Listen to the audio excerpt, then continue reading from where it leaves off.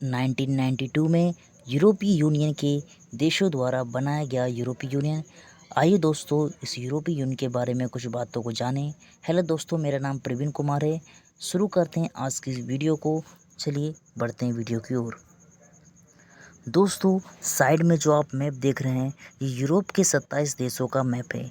इन 27 देशों ने मिलकर 1992 में यूरोपीय संघ की यूरोपीय यूनियन की स्थापना करी। इस यूरोपीय यूनियन में कुल वर्तमान में 27 देश हैं। इसकी स्थापना maastricht संधि के द्वारा 1992 में की गई। दोस्तों, यूरोपीय संघ की शुरुआत जो आपकी हुई थी वो 1948 से ही मार्शल योजना के साथ हो गई। मार्शल योजना के तहत अमेरिका ने द्वितीय विश्व युद्ध से प्रभावित यूरोप के देशों को सहायता दी ताकि उनकी अर्थव्यवस्था वापस से पुनः स्थापित हो सके।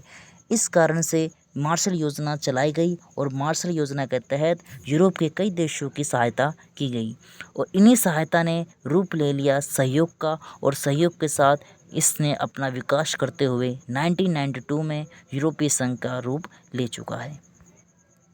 यूरोपीय यूनियन के देशों की बात करें तो यूरोप के जो देश हैंगे, इन देशों ने अपनी साझी विदेश और सुरक्षा नीति को अपना रखा है।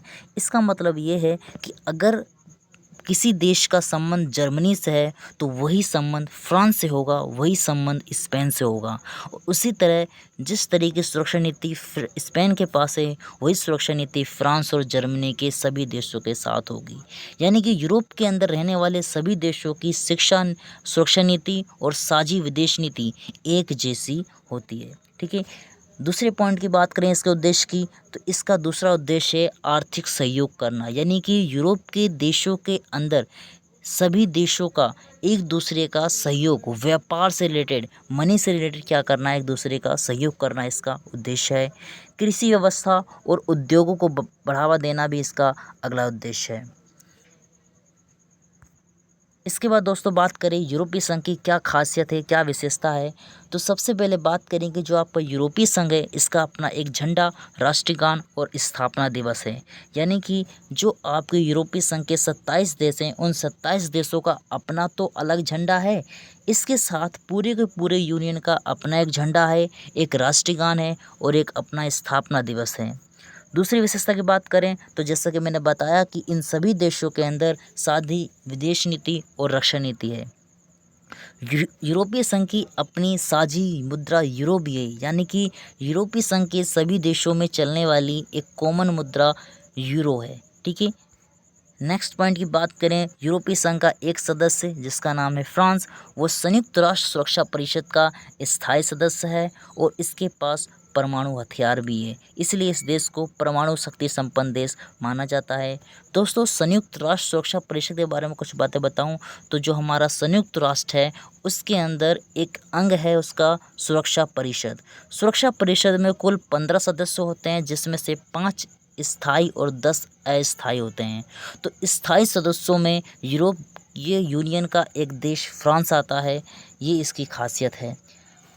अभी वर्तमान में यूरोपीय संघ के 27 देशों का ये संगठन है। आगे बात करें यूरोपीय संघ के झंडे की खासियत के बारे में, तो आपको दिख रहा होगा कि यूरोपीय संघ का झंडा नीले कलर का है और बीच में 12 सोने के रंग के सितारे हैं जो कुछ खास बातों को बताते हैं। इस झंडे में सोने के रंग के जो 12 सितारे हैं वो यहाँ की एकता और मेल मिलाप का प्रतीक बताते हैं। आगे हम बात करें कि कौन कौन सी खासियत हैं जो यूरोपीय संघ को एक ताकतवर क्षेत्रीय संगठन बनाती हैं, तो सबसे पहला आर्थिक कारक। आर्थिक कारक की बात करें तो यूरोपीय संघ की अर्थव्यवस्था 2016 में दूसरी सबसे बड़ी अर्थव्यवस्था थी। इसकी जीडीपी लगभग 17,000 अरब डॉलर थी। इसके बाद बात करें इसकी मुद्रा जो यूरो है वो अमेरिकी डॉलर के लिए भी खतरा पैदा कर चुकी थी। यानी कि जो अमेरिकी डॉलर है उसको पिछाड़ चुकी थी इसकी मुद्रा यूरो। इसके बाद बात करें इसका जो अंतर्राष्ट्रीय व्यापार है वो विश्व में अमेरिका से 3 गुना ज़्यादा है। अब इसके राजनीतिक कारक की बात करें तो राजनीतिक कारकों में इसका एक देश जैसा कि मैंने बताया फ्रांस, वो सुरक्षा परिषद संयुक्त राष्ट्र संघ के सुरक्षा परिषद का स्थायी सदस्य है और इसके पास इसके कई सारे देश सुरक्षा परिषद के अस्थायी सदस्य भी हैं। यूरोपीय संघ अमेरिका सहित कई देशों की नीतियों को प्रभावित कर सकता है, वो इतना इस टाइम ताकतवर बन चुका है कि वो अपनी नीतियों के माध्यम से विश्व की नीतियों को प्रभावित कर सकता है।